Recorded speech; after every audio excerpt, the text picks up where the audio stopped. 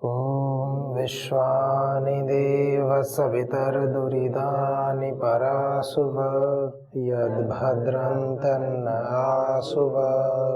ॐ शान्ति शान्ति शान्तिः। ॐ सर्वेभ्यो नमः। ॐ श्री गुरुभ्यो नमः। ॐ श्री परमात्मने नमः। ओम। वैदिक संस्कृति के अंतर्गत हम अध्ययन कर रहे हैं सांख्य दर्शन का। सांख्य दर्शन में जो प्रसंग चल रहा है कि प्रकृति से आत्मा का बंधन होता है, काल से होता है, अवस्था से होता है, देश से होता है या कर्मों से होता है। 5 प्रकार के बंध के निमित्तों के विषय में बात चल रही है। तो प्रथम 4 जो थे प्रकृति को छोड़ करके, उनके विषय में हमने चर्चा की और प्रकृति के विषय में कहा गया कि क्या प्रकृति से बंधन होता है, तो मना कर दिया। कहा कि प्रकृति भी बंध का हेतु नहीं है, क्योंकि प्रकृति इसलिए हेतु नहीं है क्योंकि प्रकृति भी परतंत्र है। जो स्वयं परतंत्र है वो दूसरे को बंधन में कैसे डाल सकता है। तो इस हेतु से प्रकृति के कारण से यदि कोई कहे कि आत्मा बंधन में आता है तो उसका निषेध कर रहे हैं। प्रकृति निबंधनात् चेत न तस्यापि पारतंत्र्यम, ऐसे बोल दिया। तस्या प्रकृते है, उस प्रकृति का भी पारतंत्र्य होने से वह स्वयं अधीन है, उस नियामक शक्ति के, उस परमपिता परमात्मा के अधीन है, चेतन शक्ति के अधीन है। तो कहा कि अच्छा, तो फिर कैसे बात बनेगी। देखा तो जाता है आत्मा है कैसा। कहा कि आत्मा नित्य शुद्ध बुद्ध मुक्त स्वभावस्य तद योगात्रिते न, ऐसे सूत्र बोल दिया। न पद को आगे ले गए। अगले सूत्र में क्या कहा, मतलब सैद्धांतिक रूप से उस बंध का निर्देश कर रहे हैं। अब ये तो सभी को पता चल ही गया ना कि आत्मा बंधन में पड़ता है, लेकिन बात ये चल रही है आत्मा बंधन में पड़ता है तो आत्मा के बंधन में पड़ने का निमित्त क्या है। बंधन में तो पड़ता है, ये तो सबको दिख ही रहा है ना। हम जब बैठे हैं बोल रहे हैं, मनुष्य जीवन में है तो बंधन में है ना, पशु योनि में है तो जीव बंधन में है ना। उस कारण की खोज चल रही है कि वो अल्टीमेट कारण क्या है। What is the ultimate reason to confine this soul, इस आत्मा को इस बाउंड्री में, इस बंधन में रखने का वो अंतिम मूल कारण क्या है। तो दार्शनिक व्यक्ति कोई ऊपर ऊपर से बातें नहीं, वो उस मूल में जाते हैं। रूट कोज बोलते हैं, मूल कारण। वहां जाएंगे और उस मूल कारण को ही वहां से समाधान प्रस्तुत करेंगे। जैसे परम श्रद्धेय श्री स्वामी जी महाराज क्या करते हैं, योग से, प्राणायाम से क्या होता है, ऊपर की सतह पर कार्य नहीं होता है। मैक्सिमम 99% एलोपैथी क्या करती है, सिम्टोमेटिक चिकित्सा पद्धति है ये। आप डॉक्टर साहब के पास जाओगे, डॉक्टर साहब आपसे पूछेंगे आपको क्या समस्या है।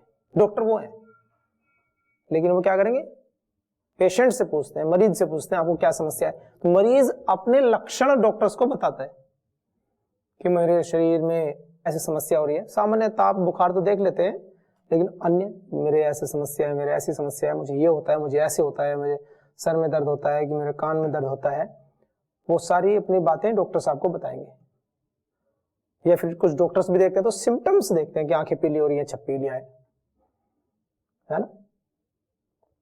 तो ऐसे वो सिम्टम्स को देख करके फिर चिकित्सा करते हैं। सिम्टोमेटिक चिकित्सा, सिम्टोमेटिक होती है, लाक्षणिक चिकित्सा बोलते हैं। और योग प्राणायाम से क्या होता है, लाक्षणिक तो एक पक्ष है ही, वो मूल में जाकर के कारण जो है ना, ये तो कार्य के ऊपर काम करती है। ताप का बढ़ रहा है, टेम्परेचर कम करने की दवाई दे दो। बुखार को समाप्त करने की दवाई दे दो, नहीं है उनके पास। टेम्परेचर किस कारण से हुआ है, उस कारण को समाप्त करें, वो नहीं। टेम्परेचर कम हुआ, पैरासिटामोल दे दो, टेम्परेचर कम हो जाए। लेकिन किस कारण से हो रहा है, उस कारण को डिटेक्ट करके उसको दूर करें, वो चिकित्सा नहीं। क्योंकि 3-4 दिन में तो सामान्य बुखार होता है, वो ताप धीरे धीरे कम हो ही जाता है। फिर तो बड़ी रिसर्च करके बड़ा इतने सारे टेस्ट आदि कराएंगे, सब करा के जहां तहां कर करा के तब करते हैं। सिम्टोमेटिक ये कोज में जाती है, मूल में जाती है। आयुर्वेद हुआ, पंचकर्म षटकर्म, योग चिकित्सा, यज्ञ चिकित्सा हुई, ये मूल में जाती है। कारण क्या है? वात पित्त कफ का असंतुलन कारण है। जो वातजन्य रोग हैं तो वात को शांत करते हैं, कफ में वृद्धि करनी होगी, वात को शांत करते हैं, कफ को बढ़ाते हैं, थोड़ा अनुपात मिलाने के लिए उस दृष्टि से। तो एक पूरा ऐसा सेटअप करते हैं कि एक अच्छी तरह से तीनों में समन्वय स्थापित हो जाए। प्राण चिकित्सा, वायु चिकित्सा, जो योग चिकित्सा है ना, ये प्राण चिकित्सा, प्राणायाम प्राणों के आयाम को बढ़ा देते हैं। प्राण अर्थात जीवन, जीवनी शक्ति का इंटेक बढ़ जाता है। The flow of oxygen intake the increase, oxygen लेने की जो क्षमता है उसको बढ़ा देते हैं। ये प्राण वायु है ना, जीवन दे रही है हमें, तो जो चीज हमें जीवन दे रही है उस चीज को ही बढ़ा देते हैं। तब तो सीधी सी बात है, जिन प्राणों में इतनी शक्ति है कि जो इस तंत्र को चलायमान रखती है, तो बीमारियों को क्यों ठीक नहीं कर सकती? बस उसका एक तरीका है। सामान्य बीमारी में 10, 15, 20 मिनट, और विशेष में 1-1 घंटा, 2-2 घंटा, 5-5, 6-6, 10-10 घंटा भी कराते हैं, जिसको जैसी बीमारी, और लाभ होते हो रहे हैं। प्रातःकाल आस्था चैनल पर जो बुजुर्ग हैं, जिनको घर परिवार में बहुत ज्यादा दायित्व नहीं है, कार्य नहीं है, और अगर हैं भी तो ऐसा समायोजन कीजिए, ऐसा प्रबंध कीजिए, प्राथमिकताओं को तय कीजिए कि प्रातःकाल के 1.5-2 घंटे जो बुजुर्ग हैं, जो 60+ में हैं, उनको तो सभी को प्रतिदिन देखना चाहिए। ऐसी व्यवस्था बनाएं। और किसी वजह से सुबह के कार्य में नहीं देख पाते हैं तो शाम को करें व्यवस्था। अब तो ऐप्स के माध्यम से अनेक प्रकार की व्यवस्थाएं, सुविधाएं हैं नेट पर, उनके माध्यम से अवश्य देखें। नियम बना लें जीवन में, जैसे भोजन करने का नियम होता है, स्नान करने का नियम होता है, ऐसे ही श्वास लेने का तो नियम होता नहीं, क्योंकि वह तो अनिवार्य अंग है, वो तो इच्छा हो चाहे ना हो। आप सो जाएंगे तो भी श्वास चलता रहेगा, वो आपसे पूछ कर नहीं चलता। भगवान ने कम से कम श्वास लेने की प्रक्रिया को तो ऐसा बनाया है कि वो पूछना नहीं पड़ता। नहीं तो इस दुनिया में ऐसे ऐसे आलसी लोग हैं, वो ये सोचेंगे चलो क्या रोज रोज श्वास लेना, ऐसे भी हो सकता है। या भगवान ऐसी व्यवस्था कर दे कि श्वास लेने के लिए आधा घंटा कमरे में, आधा घंटे बाद बाहर जाना पड़े, तो हो सकता है कि बहुत सारे लोग बाहर जाने को मना कर दें। तो ईश्वर ने ऐसा कार्य चला रखा है, क्योंकि वो तो जो है, आप चाहो या ना चाहो, आप कितनी गहरी नींद में हो, चाहे कितने गहरे तनाव में हो, अवसाद में हो, प्रसन्नता में हो, कुछ भी हो,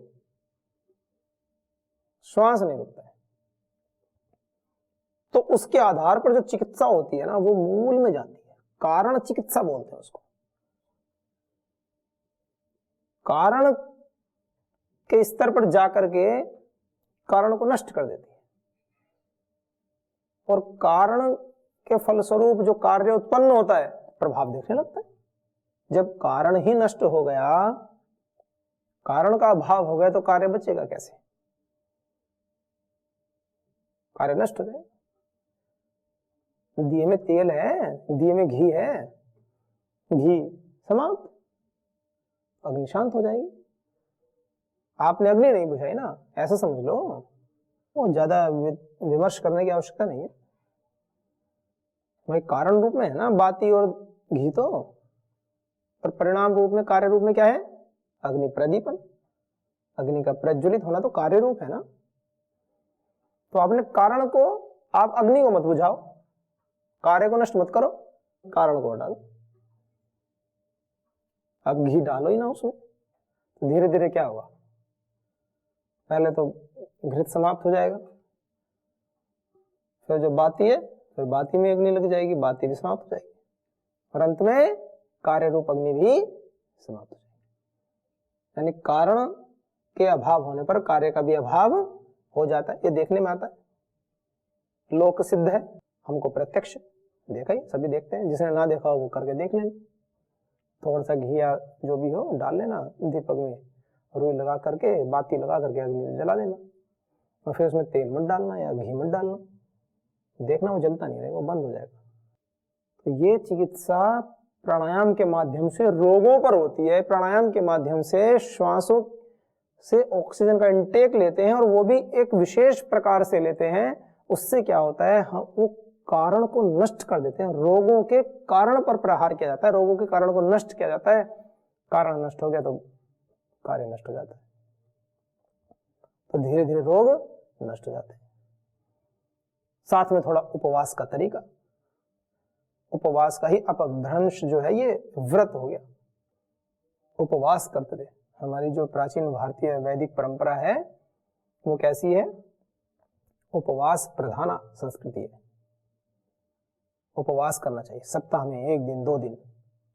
50 वर्ष से अधिक आयु के जो व्यक्ति हैं, जो बहुत अधिक शारीरिक पुरुषार्थ व्यायाम आदि नहीं करते हैं, परिश्रम नहीं करते हैं, कुछ तो होते हैं ना जैसे पुरुषार्थ करते हैं, शारीरिक पुरुषार्थ, जैसे मजदूरी करते हैं, कोयले की खान से कोयला निकालना है, कुछ बहुत ज्यादा वजन का काम करते हैं, उनको छोड़ करके, क्योंकि जब शरीर से इतना काम करते हैं तो शरीर को तो कुछ देना चाहिए। लेकिन जो जैसे वो कहते हैं लाला जी, लाला जी क्यों बोलते हैं, दुकान पे जो बैठे रहते हैं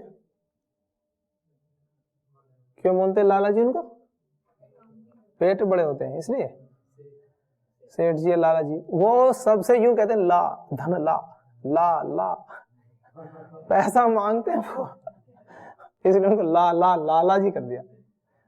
पेट बड़े होने से नहीं होता, उनकी इच्छाएं बड़ी है, वो लाला ही करते पूरे दिन बैठ करके। कोई भी ग्राहक आएगा ला ला पैसे ला।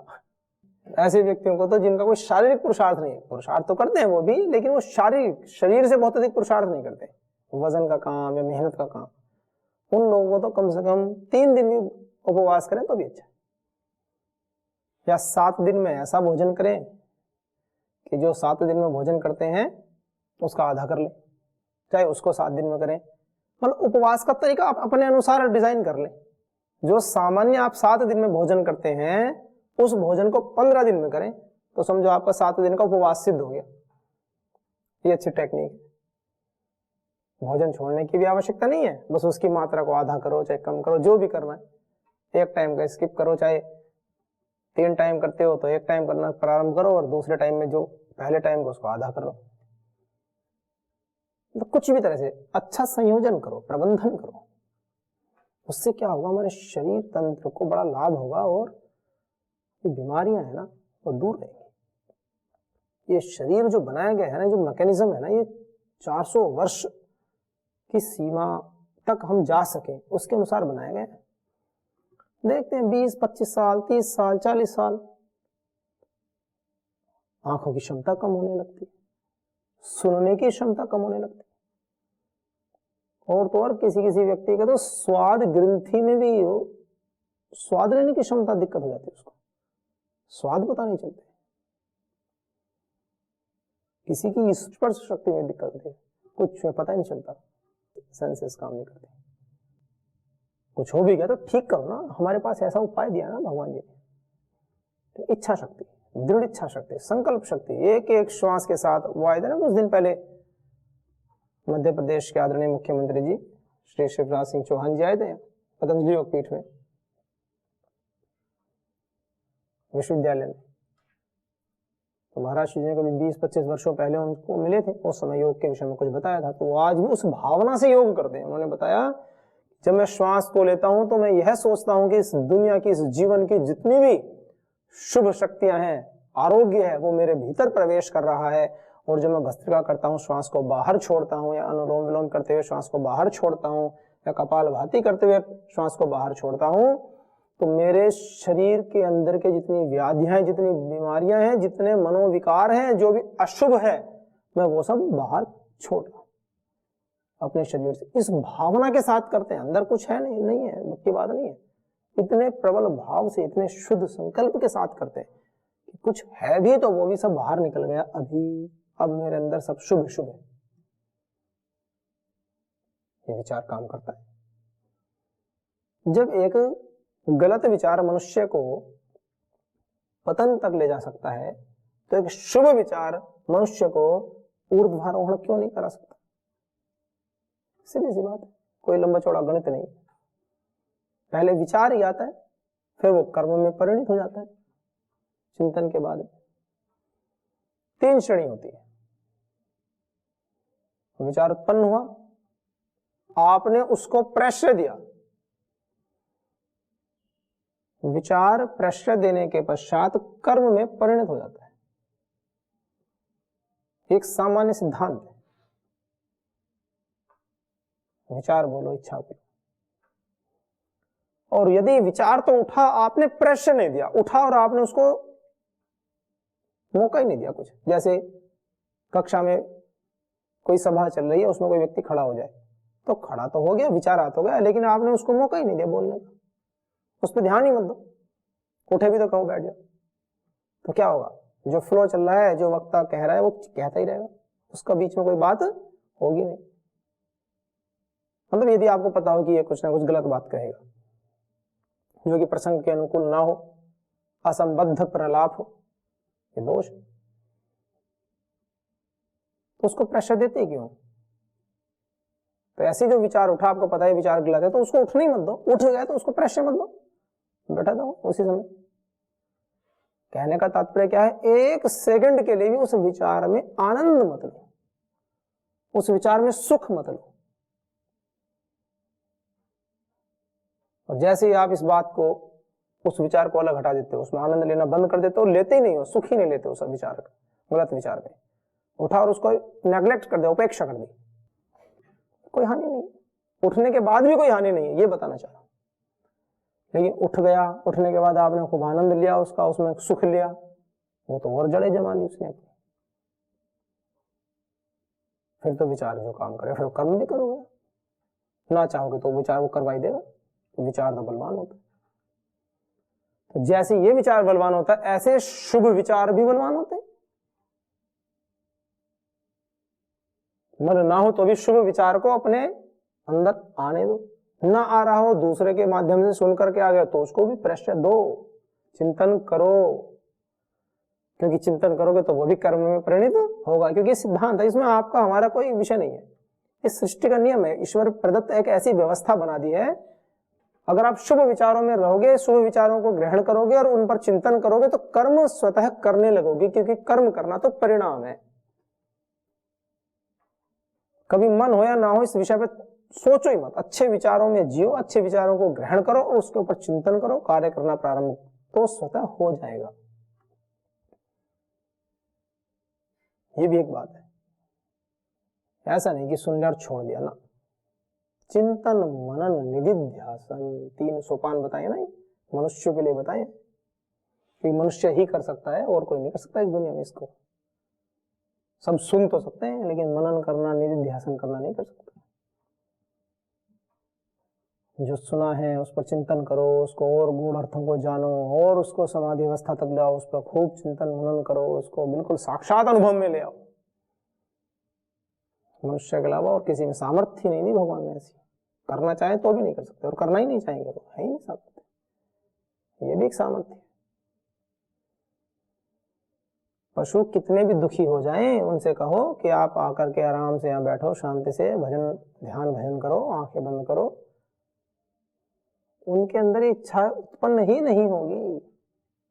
मनुष्य में तो होती है, ये भी तो सुख है, ये भी तो एक अच्छी बात है। हमें दुखों से छूटने की इच्छा भी होती है और दुखों से छूटने का साधन भी प्राप्त है, ये है बात। बंदर है, ऐसा कहते हैं, लालची होता है, कि बंदर को पकड़ने वाले कैसे करते हैं, घड़ा सा बनाते और घड़े के अंदर लड्डू ऐसी कुछ अच्छी चीज रख देते हैं, और बंदर हाथ इतना होता है कि उसका हाथ जा सके, बहुत ज्यादा नहीं करते, वो हाथ ऐसे खुला हुआ हाथ तो चला जाए ऐसे, तो बंदर क्या करता है, अंदर लड्डू या कोई ऐसे खाने की चीज उसको मुट्ठी में बंद कर लिया, जैसे मुट्ठी बंद करता है और जब निकालता है तो वो अटक जाता है हाथ उसके मुंह में। ऐसा पतला सा रहे तो निकल जाएगा, लेकिन अंदर घुस जाता है और जाकर के जब बंद कर लेता है मुट्ठी और खींचता है लड्डू पकड़ के, तो निकलता नहीं है। तो बंदर बहुत तेज होता है, लेकिन लालच इतना होता है कि बंदर पकड़ा जाता है, वो अपनी मुट्ठी खोलता नहीं, मुट्ठी नहीं खोलता, बस हाथ को तो खींचता रहेगा जोर जोर से भागने के लिए, लेकिन मुट्ठी नहीं खोलेगा, और जो पकड़ने वाले उसको पकड़ के ले जाते हैं। ये है बात, लोभ लालच। मनुष्य को तो यह सामर्थ्य दी है ना परमात्मा ने, मनुष्य को तो इतना बनाया है, सामर्थ्यवान, शक्तिवान, बुद्धिमान बोलो, विवेक शक्ति उसको दी है। तो वही कह रहे सांख्य दर्शन, कहा कि आत्मा का स्वभाव कैसा है, नित्य शुद्ध बुद्ध मुक्त स्वभाव से तद योग, उसका बंधन से योग है, बंध योग कैसे है, फिर वो बंधन से आता योग, तद योगा, उस शुद्ध बुद्ध मुक्त स्वभाव वाली आत्मा का बंध योग तो है, बंधता तो है, दिखता तो है। तो कहा तद योगात रीते ना, तद उस प्रकृति के योगात योग से, रीते बिना न नहीं, उस प्रकृति के योग के बिना तो नहीं बन सकता। कहें कि आत्मा बंधन में तो पड़ता है, आपने तो सारा ही मना कर दिया कि प्रकृति भी बंधन का कारण नहीं है, लेकिन दिखता तो है, मनुष्य है, इस संसार में है, प्रकृति में है, तो बंधा हुआ तो है ही प्रकृति से। तो कहा कि हाँ ठीक है, तद योगाद रीते ना, कि वो बंधता तो है, नित्य शुद्ध बुद्ध मुक्त स्वभाव वाला आत्मा, लेकिन प्रकृति के योग से, प्रकृति के योग के बिना तो नहीं बंधता वो। तो कहा तो फिर प्रकृति का योग होता किस निमित्त से है, आपने सारे निमित्तों को तो हटा दिया, काल का भी नहीं, अवस्था का भी नहीं, जो भी है सब, देश काल का भी नहीं, कर्म का भी नहीं है। तो कहा ठीक है, नहीं है, तो आगे सूत्र कहा फिर क्यों बनता है, प्रकृति का योग भी किस निमित्त से होता है, क्यों, कहा तद योगोपि, तद योग, उस प्रकृति से जो योग भी हो रहा है ना, जो संबंध हो रहा है आत्मा का, वो भी होता है अविवेकात, ऐसे कहा, तद योगोपि अविवेकात न समानत्वम, न समानत्वम, ये जो अभी बहुत सारे हेतु बताए ना, देश काल प्रकृति है, इनसे उस हेतु की कोई समानता ही नहीं है। जो विवेक ज्ञान उसको होता है ना, उसके माध्यम से, विवेक ज्ञान जो होता है ना, उसके माध्यम से होता है मोक्ष, और अविवेक उसके माध्यम से बंध जाता है, अविवेक आता है। विवेक ज्ञान न होने की स्थिति में मनुष्य प्रकृति के बंधन में आता है, बंधता है।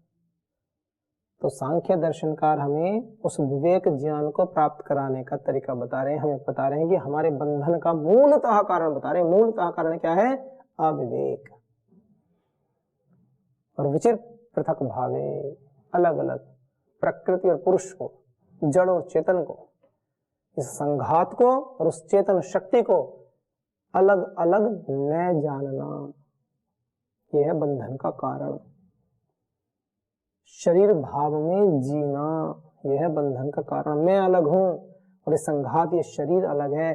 संघत परार्थत्वात्, ये शरीर तो, ये संघात सारा समष्टि में जितना भी संघात रूप में है, सब अन्यों के लिए है। तो मेरा भी जो शरीर मिला है, ये मेरे शरीर के पोषण के लिए नहीं है, ये मेरा शरीर उस आत्मा के प्रयोजन को सिद्ध करने के लिए है, उस प्रकृति और पुरुष के, उस आत्मा और जड़, उस चेतन शक्ति को जानने के लिए है।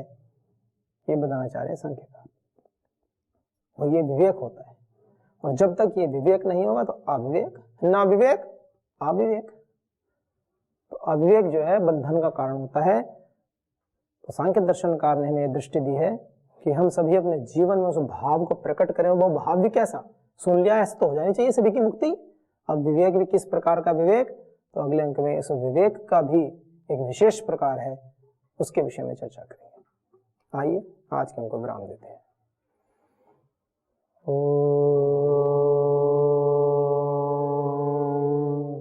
शांति शांति शांति। ओम सर्वेभ्यो नमः। ओम श्री गुरुभ्यो नमः।